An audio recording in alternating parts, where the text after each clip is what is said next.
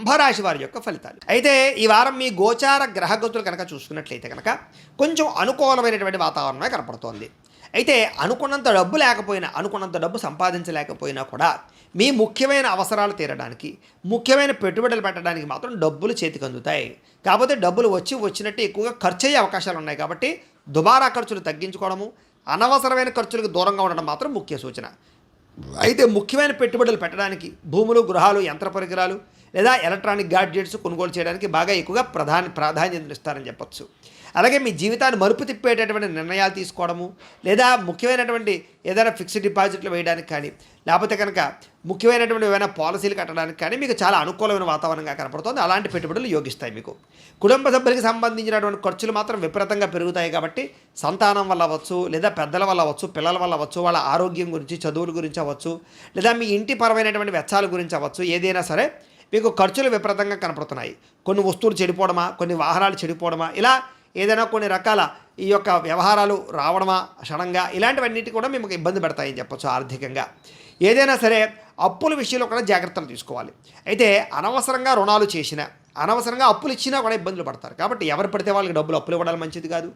ఊరికనే ఏదో అప్పు ఇస్తారు కదా అని చెప్పేసి తీసుకుని ఏది పడితే అది వస్తువులు కొనేయడం కూడా మంచిది కాదు. ముఖ్యమైనటువంటి అవసరాలకి, మీ ఎదుగుదలకి అప్పులు చేయడంలో తప్పులేదు. కాబట్టి తత్వ జాగ్రత్తలు తీసుకోండి రుణ విషయంలో. ఇక చాలా మొండి బకాయిలు వసూలు అవ్వడానికి అవకాశం ఎక్కువ కనపడుతుంది. కాబట్టి పర్వాలేదు. ఇక పర్మనెంట్ కానటువంటి ఉద్యోగస్తులకి గట్టిగా ప్రయత్నం చేసినట్లయితే పర్మనెంట్ అయ్యే అవకాశాలు కనపడుతున్నాయి. అలాగే ప్రభుత్వ ఉద్యోగస్తులు కూడా చాలా రకాల ఒత్తిడితో కూడుకున్నటువంటి ఇబ్బందులు తగ్గుతాయి. మెంటల్ టెన్షన్లన్నీ కూడా తగ్గుతాయని చెప్పొచ్చు. ఎదుగుదల కనపడుతోంది. ప్రైవేట్ ఉద్యోగస్తులకి కొంచెం మాట పడవలసిన పరిస్థితి కనపడుతోంది, అధికారులతోటి, పై ఉద్యోగస్తులతోటిని, లేదా మీ మేనేజర్లతోటి. కాబట్టి అలాంటి వాళ్ళతోటి జాగ్రత్తగా ఉండండి.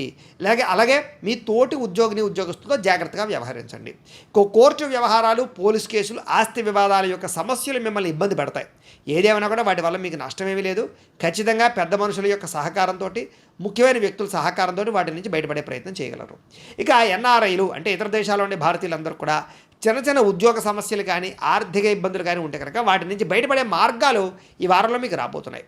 చేసే పని యందు శ్రద్ధ కనపడుతోంది, ఓర్పు, సహనం కనపడుతోంది. కాబట్టి ఖచ్చితంగా మీరు అనుకున్న పనులు తొందరగా పూర్తి చేయగలుగుతారు.